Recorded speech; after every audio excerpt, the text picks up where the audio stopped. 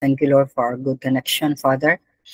Lord, as we go into your word, we entrust to you ourselves. Give us ears to hear, heart to receive, and a life that will obey you, Father God, that in every way you be exalted, magnified, glorified, O Lord, that, Father, uh, gamiton minimum the rest of the week to proclaim who you are. In Jesus' mighty name we pray. Amen. So, nata sa ikalima nga pag-study nato in the book of Acts, how to live our life in Christ. And the model that we see here is Paul, no? So, babasa ta sa chapter 20, verse 32 to 38. O nga niyo si Paul, "Now I commit you to God and to the word of his grace, which can build you up and give you an inheritance among all those who are sanctified. I have not coveted anyone's silver or gold or clothing. You yourselves know that these hands of mine have supplied my own needs and the needs of my companions. And everything I did, I showed you that by this kind of hard work, we must help the weak, remembering the words of the Lord Jesus himself said, 'It is more blessed to give than to receive.'"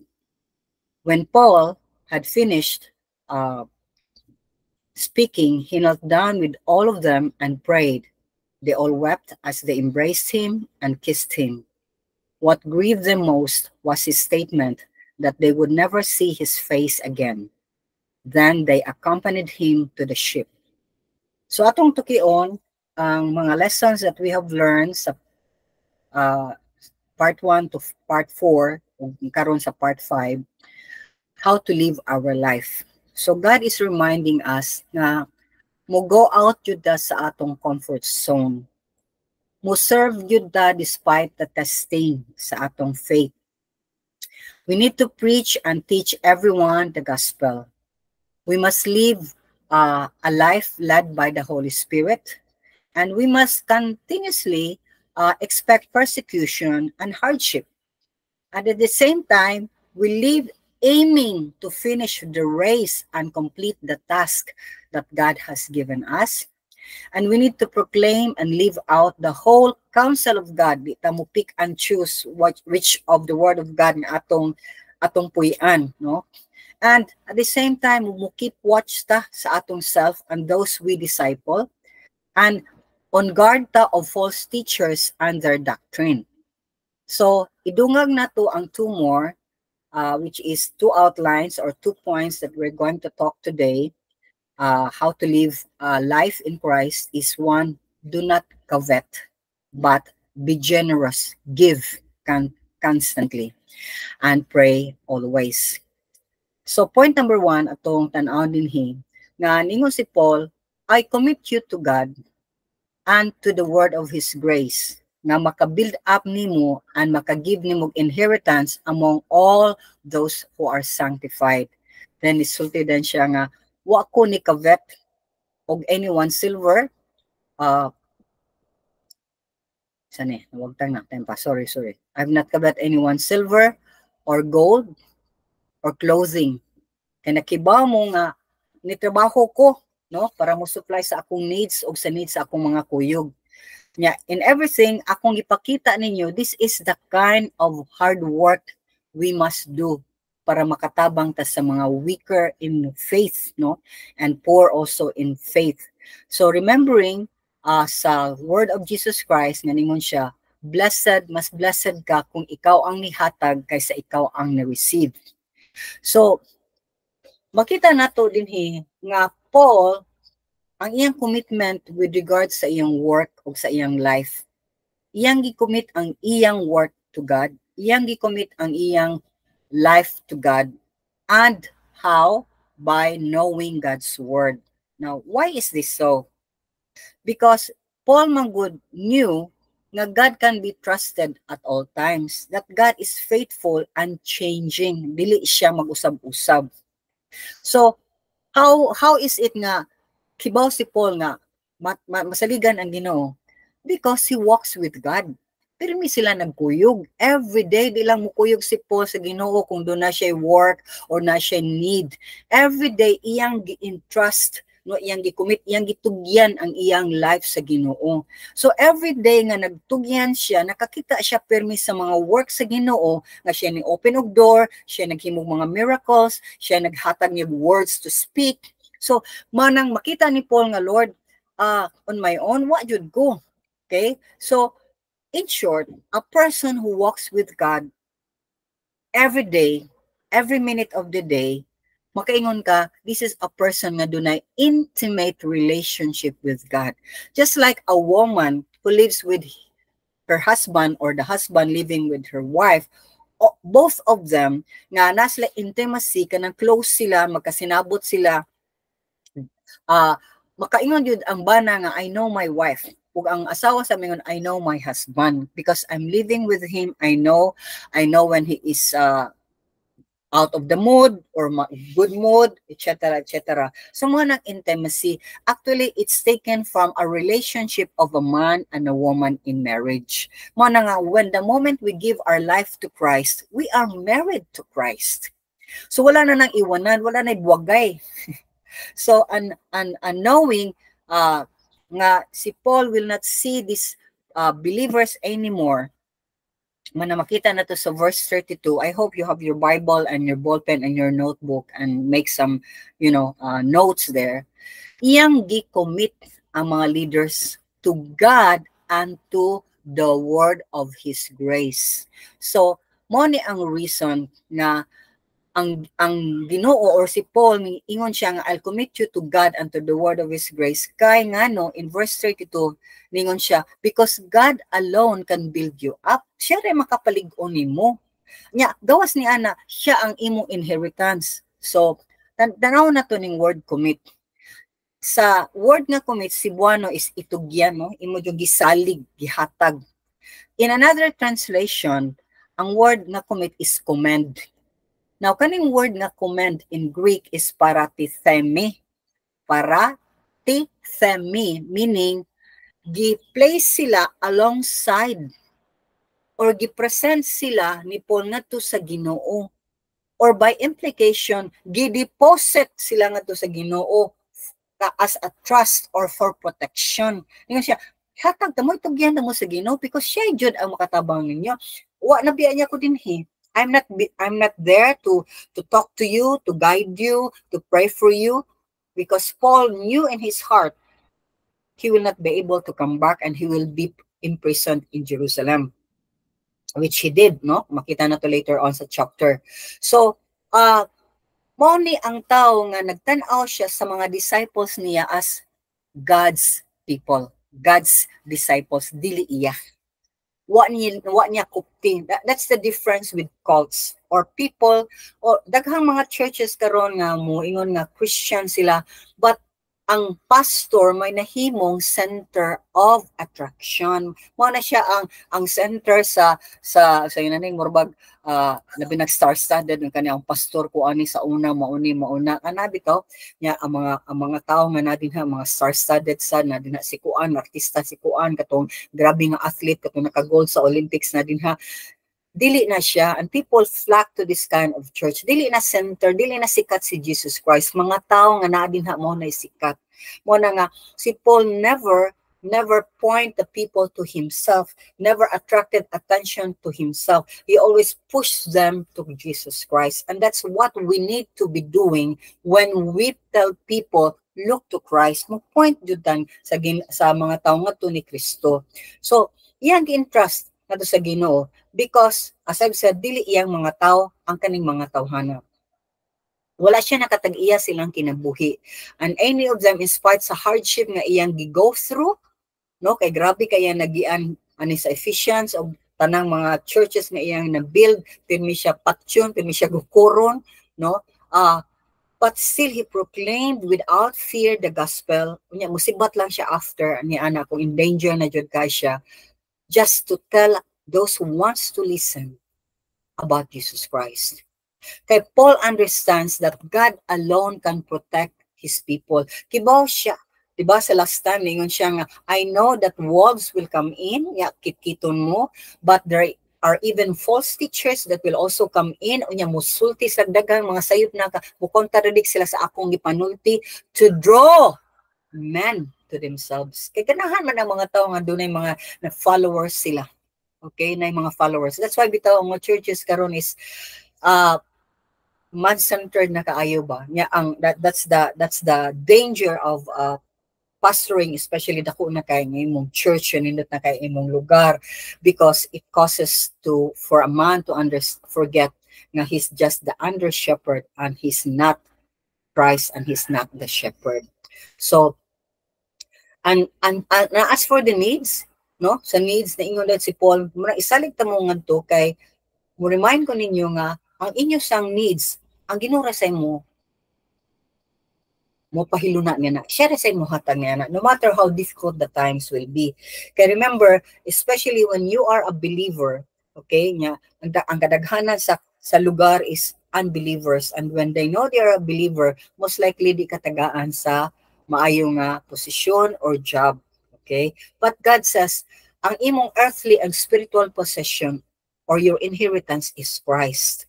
Niya, kailaong nakibaw jud kay si Paul ni ana, because kibaw siya nga if you have Christ, you have everything because God owns everything.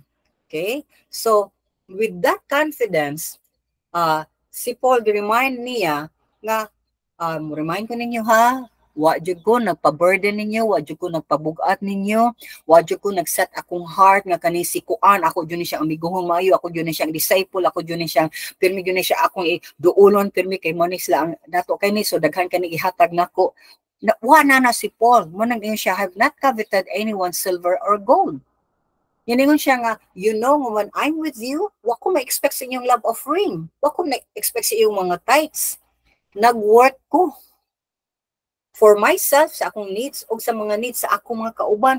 Siya pa ang leader, siya pa ang nag-preach, siya pa ang naghatag sa word of God, and yet, he did not command, nor did he kanamurbag padungog-dungog sa mga tao nga, oy, luoy kami diri, wa jud mi kaon, mi sudan diri, nga akong mga kuyog sa duga, kasiganan ning mga mata, wa gyud siya ni ana, he worked, because Paul was a tent maker.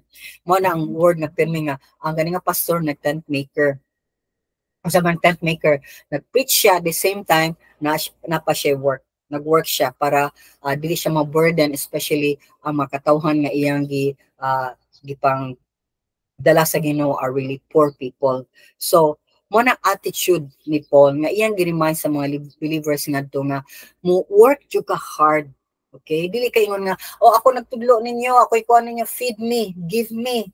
Okay, kay kadaghanan jud are really right now using that, and that's why many pastors right now ni simang jud kay to teach hardcore doctrine of Jesus Christ, ma-off jud ang mga ears, hindi ganahan ang mga katawhan, mamiya sila. And the moment mamiya sila, di mabuhi ang simbahan, di san mabuhi ang pastor. So, to keep them kanang sa iyang sulod, sa iyang kural, is he will teach doctrines that will tickle their ears. Nindot kay paminahon ba? Dili gani mo teach na about sin, repentance, di na mo teach about holiness. Kay nga murag okay lang mo, sige padayon lang mo din ha, basta mo attend lang gyapon mo sa Domingo, basta mo tithes lang, okay lang na. Inaana na karon ang mga kadaghanan sa mga churches.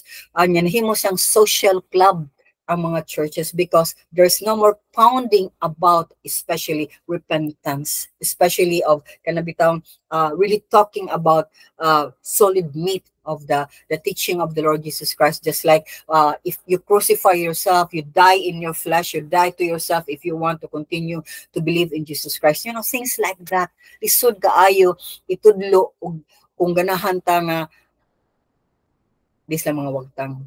So, ana siya din hinga, hard work na siya, but at the same time, di ka magpabugat to anyone, because mas maayo nga mo bless ta kita ang nagsigig hatag kaysa kita gitagaan. Diba? Especially sa mga poor. So makita nimo nga Paul was a blesser in spite sa difficulties sa iyang life. And if you look at 2 Corinthians mga kaigsuunan, that's a heart of a pastor nga wa kay suportahi niya, gi-misunderstood o giaway o giunsa pa na siya din sa Corinth. And Corinth was the makaingon ta dato kay nga church, but he was misunderstood so much, and these people mag-compare pa gyud sila, disciple man kang Paul, ako disciple kong Peter, mao ni mao na unya. Most of all, gi-put down siya as a pastor. I-compare siya ng Peter nga kanina nagkuyog lang Jesus Christ for 3.5 years or 4 years. You know, niya kanina siya kalitar man na siya kahimugso, niya kalitar man na siya niguko sa mga believers niya karon nibali naman siya niya hingon preach naman siyang Jesus Christ. So makita nimo di ang heart ni Paul, because he is the one who endured so much. He went through a lot of hardship in life, and yet he did not give up his faith. So nagpasabot ba ni nga si Paul mo reject sa church help? No.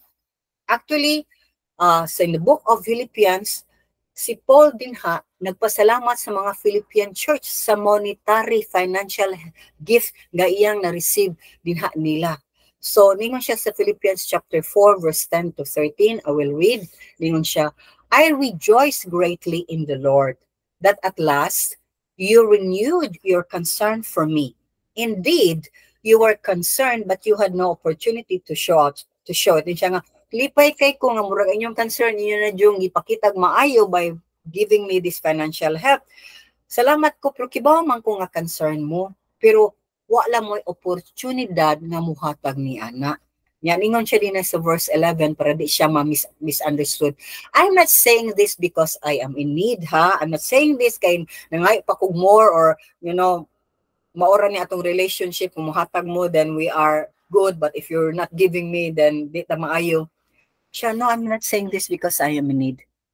For I have learned to be content whatever the circumstances. I know what it is to be in need, and I know what it is to have plenty. I have learned the secret of being content in any and in every situation, whether well-fed or hungry, whether living in plenty or in want. Asa iyang secret? Because he knows I can do all this through him who gives me strength. In short, ningon siya sa chapter 4 verse 13, I can do all things through Christ who gives me strength. Memorize this, mga kisuunan.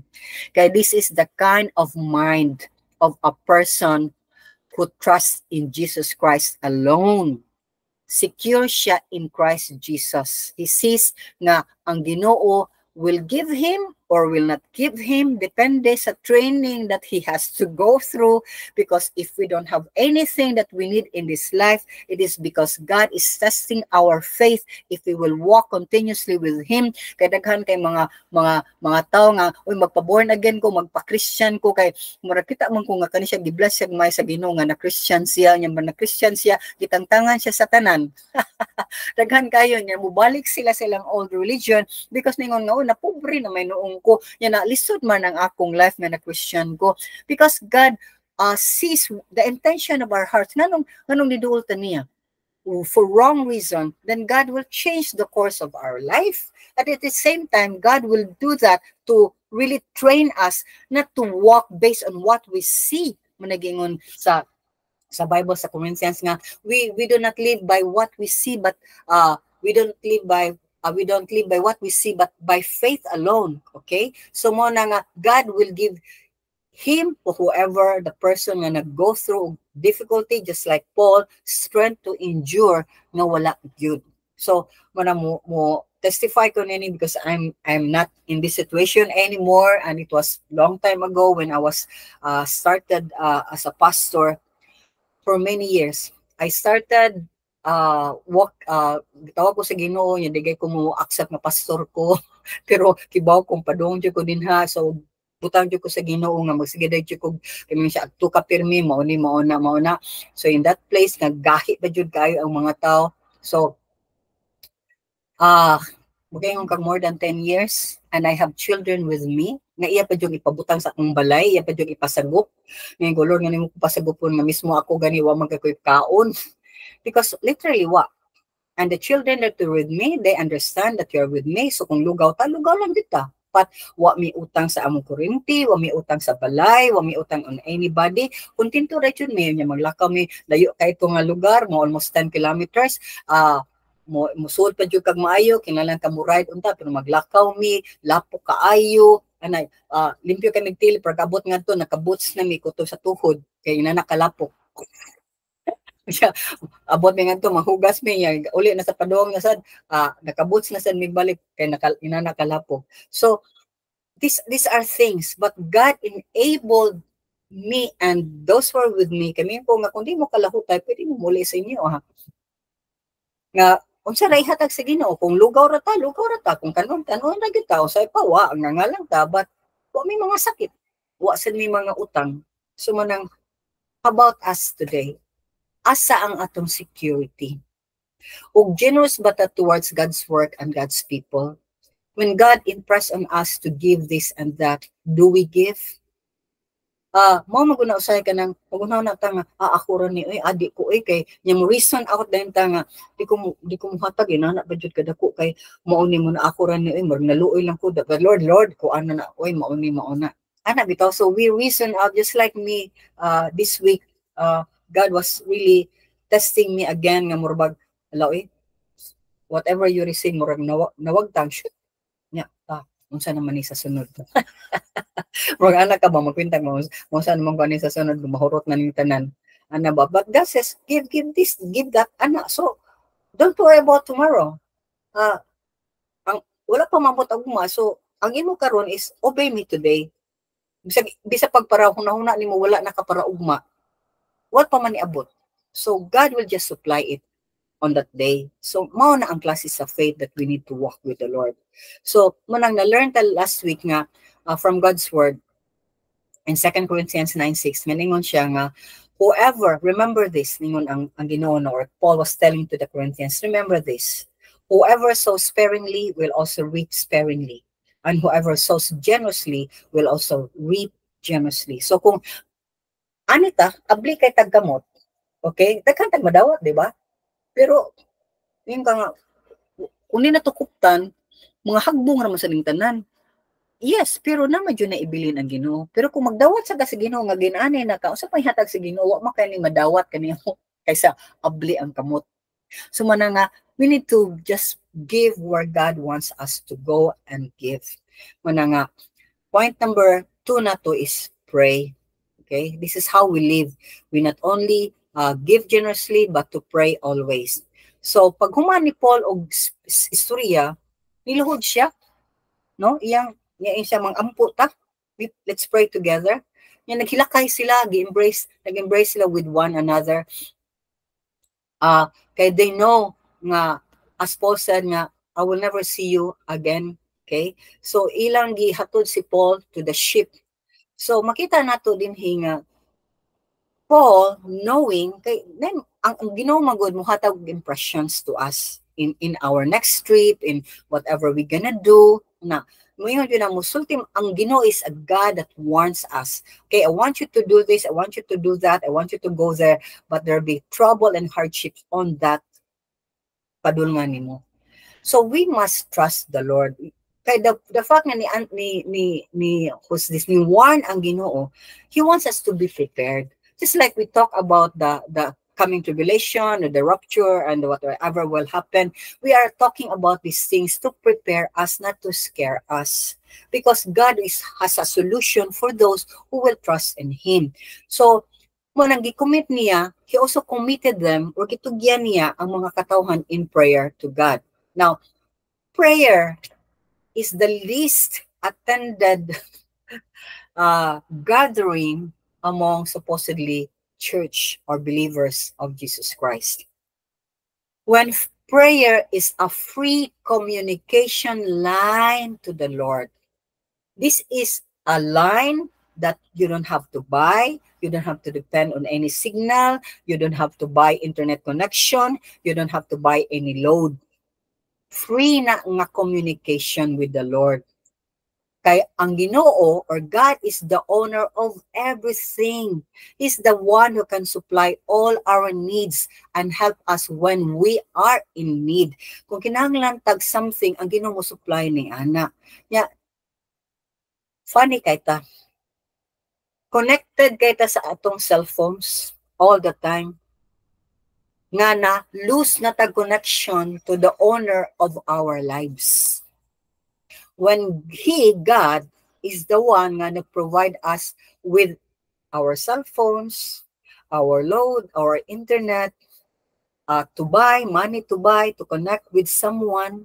He's the one providing us, but we are so focused on earthly things, not on spiritual things. Remember, when you receive Christ, you are a spiritual person.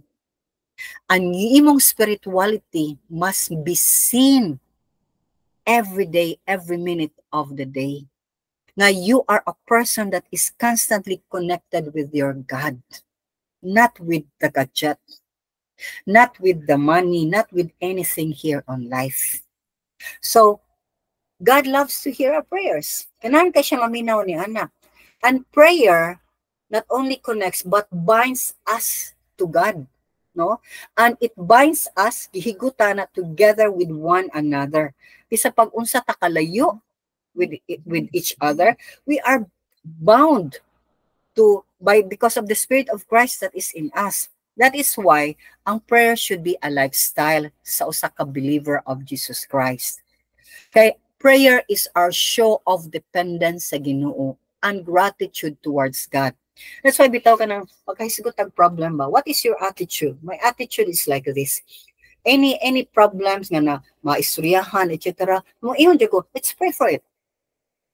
Nga may lang, ang ato mga dis, uy, ato bitaw nang i-pray no niya. Nagsige lang yung tag-discuss sa problema niya, nagchismis na nato, naguba na nato ang tao niya, na negative na kay atong hunahuna, and still we did not end in prayer. Para nako, uy, doon na problema.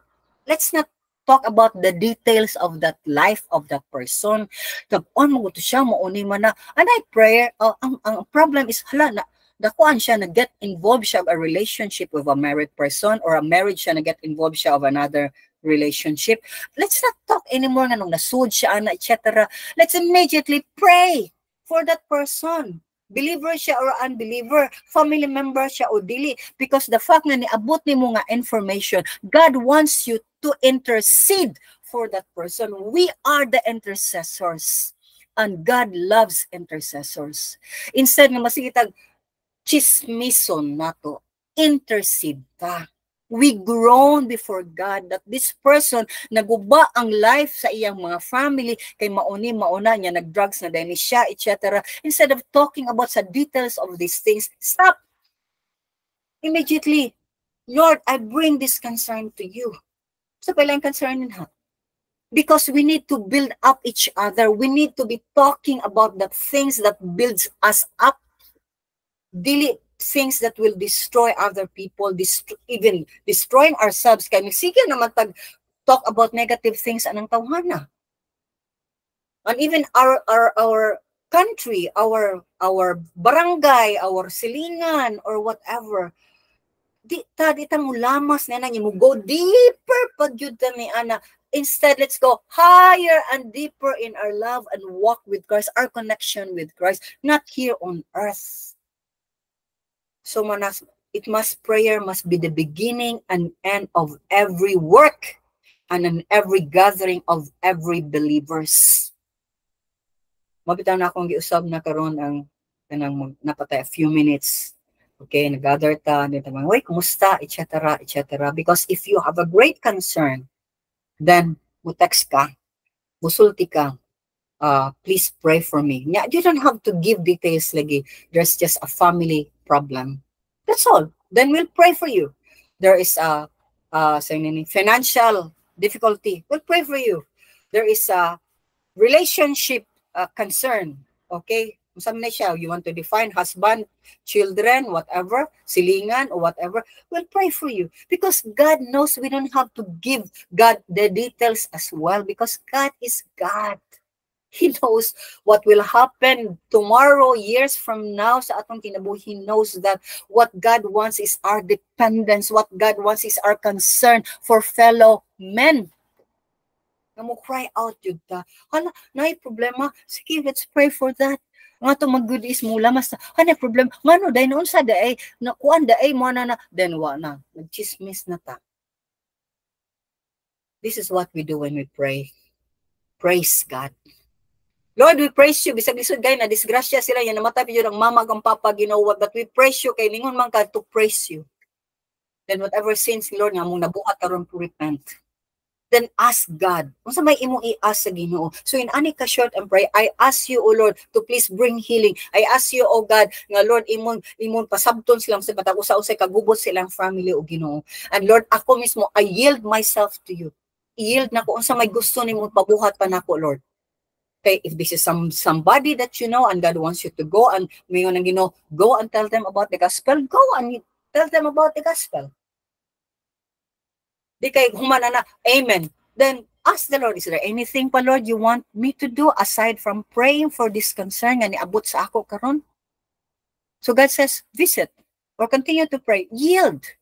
Kung we visit, Lord, when do you want me to, when do you want me to visit? What is it? How am I going? What I'm going to say there, Lord?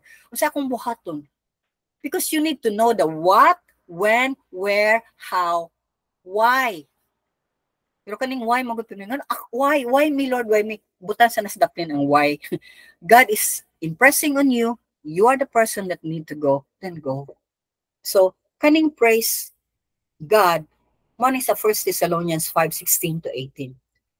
This is a command of God, and please look at the words. Rejoice always.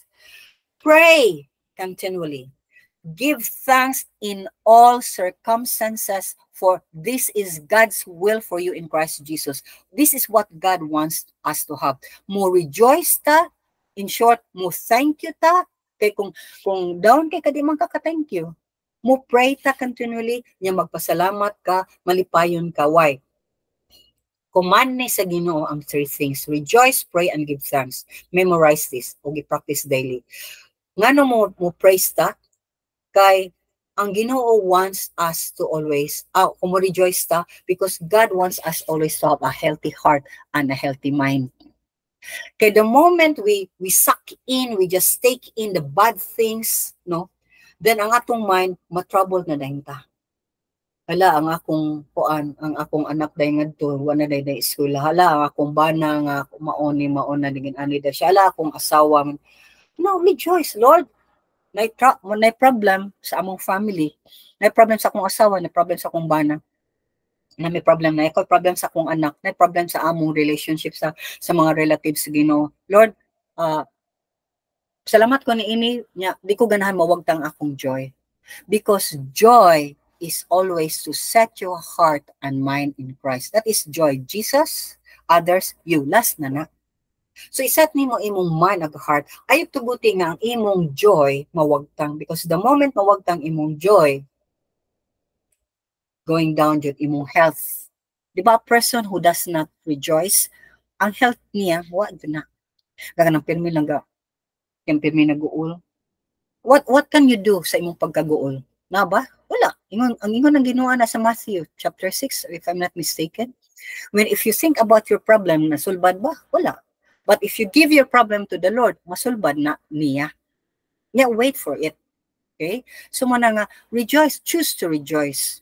Choose to always dili ma-diminish, dili mawagtang ang imong joy in the Lord. And then, if there's a problem, Lord, if there's a problem, is there anything you want me to repent? Maybe there's something I lack or I did not do. Morning, importante ni siya nga we go into the discipleship because we get to know what is it that God requires of us as His student. Okay? So, bitaw Lord, no, kaya wala naman ko nagbasa-basa, good Lord, sis, wala ko nag-intercede, wala ko nag-pray, iskin na lang ko kalagot, instead of praying. The moment maglagot ko, pray na lang ko, Lord, pray ko, Lord, nga kani siya, Lord, mausab. Pero before ni siya giusab, basig gusto ka nga usbon ko nimo. Is there anything I need to change for this person to change? And ni-change na ka, wag po siya ni-change. Yan na ng problema. Because God loves a repentant heart. God wants us always, when there are problems, please take note of this. If there are problems, even in our health, or problems that we did not ask and it just comes to us, God is calling our attention. People of God, He's calling you. There's something that God wants you to learn. Kaya remember, training is never easy. Mag-train kag volleyball, bisag ako nga nagtudlo ko volleyball, kapoy man. But the one nga gitrain din ha, nga nanaon dahil ni kapoy kaay na.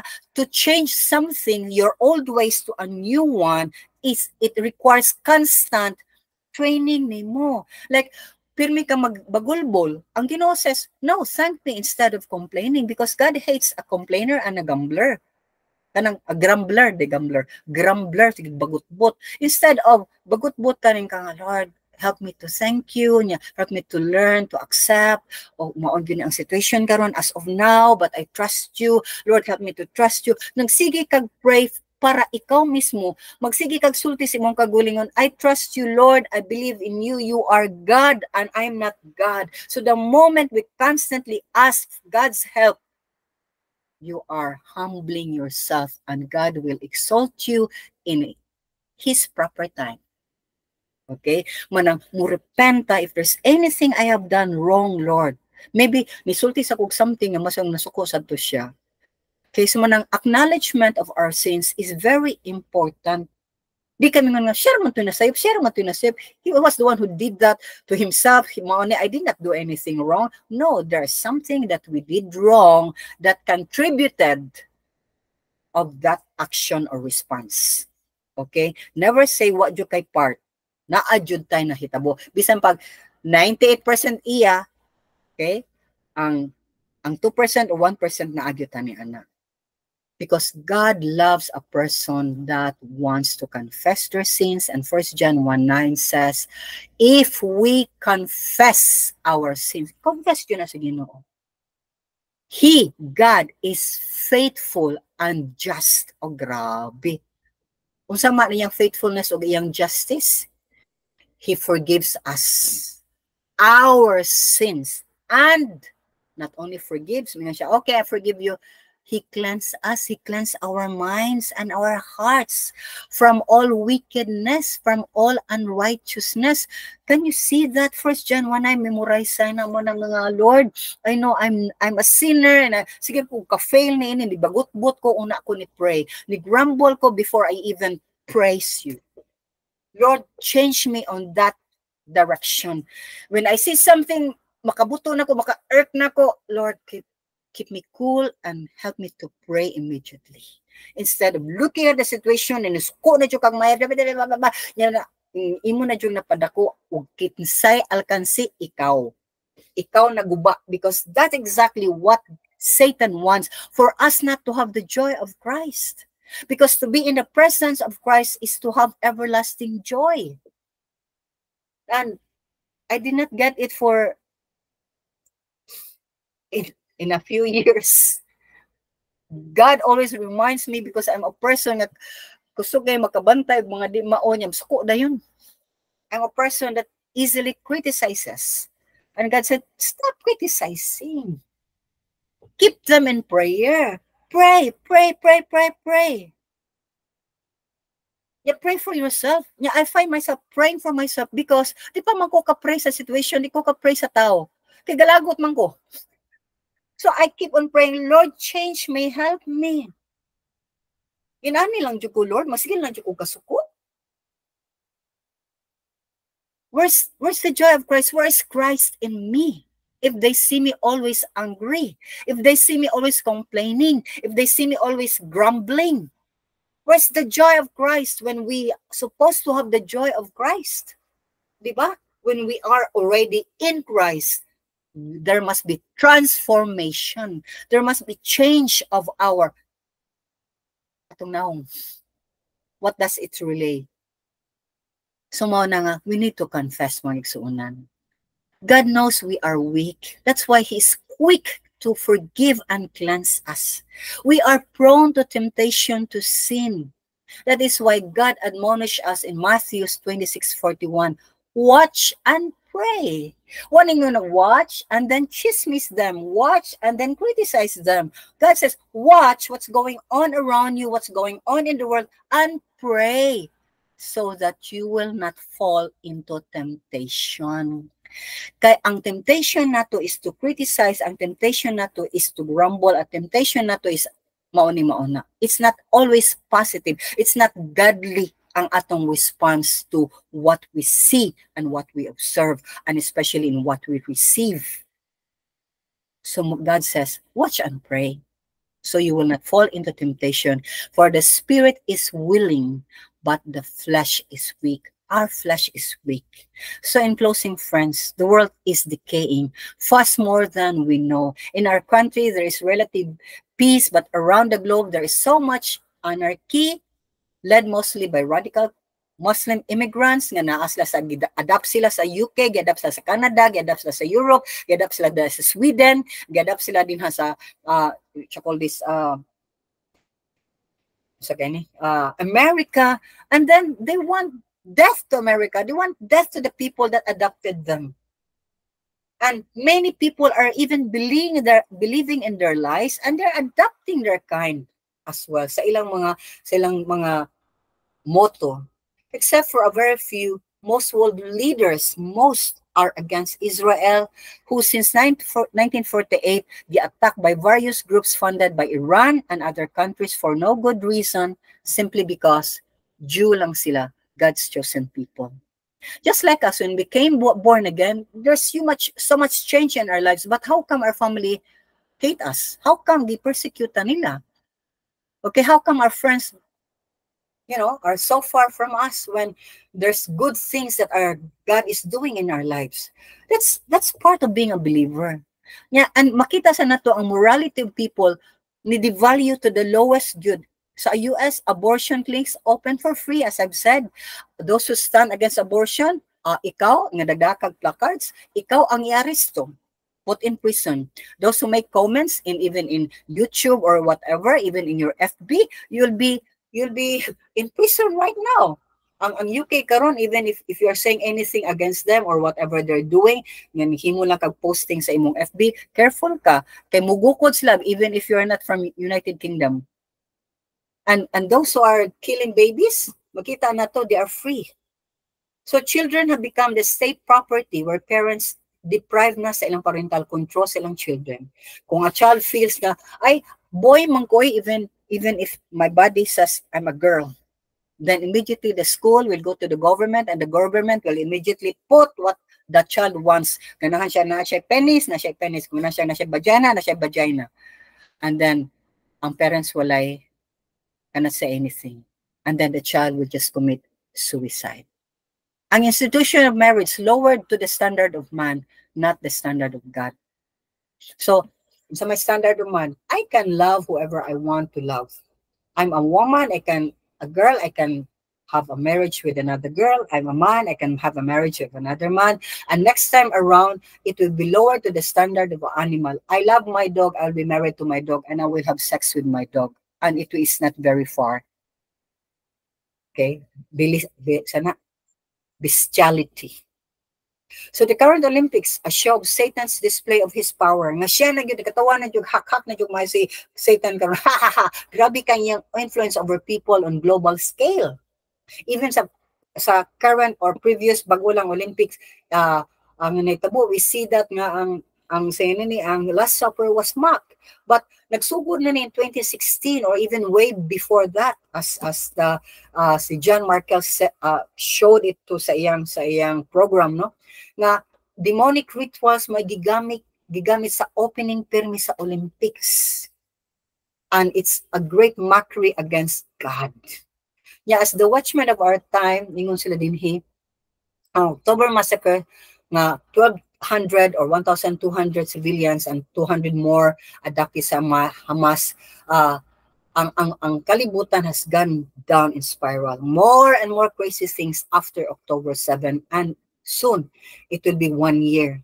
mabitaw ng daghan kay murag tadadada what will happen kaning sa election sa kung man gyud aning election or before pa gyud sa election or after sa election mas grabe pa yung mga manghitabo nga makaingon na jud ka, Lord, take us out of here.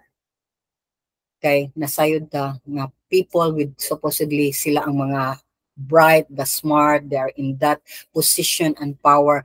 They're not anymore. They are being used by the enemy to accomplish his purpose and his plan. Wala na absolute truth for the Bible. Is trampled down by many, even among supposedly Bible-believing Christians. What matters to many now is my feelings. Not anymore the Bible. Not what the Bible says. Ay, pasay na daan ng Bible, Jurassic na ng Bible. There is more fear. There is no more fear of God's wrath. There is no more fear of eternal damnation. They even want to know, to show you nga I love Satan. Kaya akong gipost sa una, di ba? Have you turned over your life to Satan? Something like that. Yeah, padung sila ngadto. Grabe kaayo. People call for justice for those who are in that place. Are guilty of killing innocent people, including women. Yeah, ang katong nipatay sa mga babae, nipatay sa mga bata, mapatoy para ilang gidipinsahan karon. Mapatay nun sila nga sa inani kanang dapat mamatay ang Israel kay nagsigi kuno og kuan ang Israel sa Gaza, nagsigi pamatay og mga innocent civilians. No, they're not innocent. When they're not innocent, they rejoiced when Israel was killed, or many Israelites were killed. So, that is why in all of this, we are reminded by God how we should live our lives in this last of the last days. To be sure, now we are part of God's people. Now we will be raptured before the great tribulation. Number 1, akong gibutang diha sa atong chat group. Akong gibutang diha, go out sa imong comfort zone. Please serve, proclaim the gospel. Bisan pa sa mga testing karon that you have. Whatever testing you have, go out. And most of all, tell your families and relatives about Christ. I-preach, i-teach ang gospel. Be led by the Holy Spirit. Asa man kung adto, Lord, kinsa man kung adtuon karon. Overcome persecution of hardship na persecution, overcome it. Mag-expect magutanan yan ay hardship. It's okay. You lose friends, it's okay. You lose your family, it's okay. Because who cares? God is the one who's going to judge us, not our families. Now, asa man ka, you will be with your families forever in hell? Or you'll be with God forever in eternity in His kingdom? Manang, we finish the race well. Yeah, whatever task the Lord is giving us right now, we will do that. And the greatest task God wants us to do is to tell people about Him. Manang mo proclaim ta og atong i-live out di kay sige lang tagsulti pero was atong life ang gospel. Dapat makita sa mga tao that we're living the whole counsel of God. Nya magbantay ta sa mga false teachers. Magbantay sa ta sa atong mga Bible studyhan nga dili sila kung nuna sila mga sayop nga mga understanding, let's correct it. Okay? Nya be on guard kung may mga false teachers, get out. In fact, sila John Markel, ngayon sila, if that church will not teach about pre-tribulation, will not talk about even about it, kung mid-trib ba sila, post-trib ba sila, or di sila mo talk about tribulation at all, or the second coming of Jesus Christ, get out. Mananga, karon mga igsunan, we need to be aware, kinsa may mga tao atong suportahan, kinsa nga ministries atong suportahan. Dapat kaila ka sa tao nga nag-lead ni ana. And pray always to God for your life, for the life of the people around you, for the work that God is giving you, and pray for those people nga imong gi-suportahan. Because it's not enough to just give them, but also to pray for them. That's why, mutanaw ko, daghan jud kay na kang amerno, yung keep abreast to go like sa kaning Olive Trees Ministries, and I will post it again there. Please watch at least once a week. Watch what's going on. Listen, because they keep us abreast of what's going on. Kang Amer said, it keep me praying for Israel. Kaya kung di ko mo tanaw sa nitabo din na, makalimot kung saan pag-pray sa Israel. May Lord, yung dumi ang Israel, amen.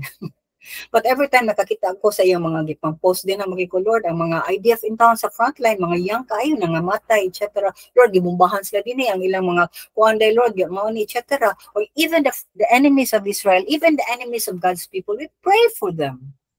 Because they need to be saved as well. If Paul, who was the greatest enemy of Jesus at that time and of all the believers at that time, was converted by God, then isa may dili ma-convert sa Ginoo. God can. Ang pangatana na, do you want to be with God doing His work and receive His constant blessing and approval? O nga rin ka sa approval sa tao? Para ako nga rin ko sa Ginoo. Nani ang tanan.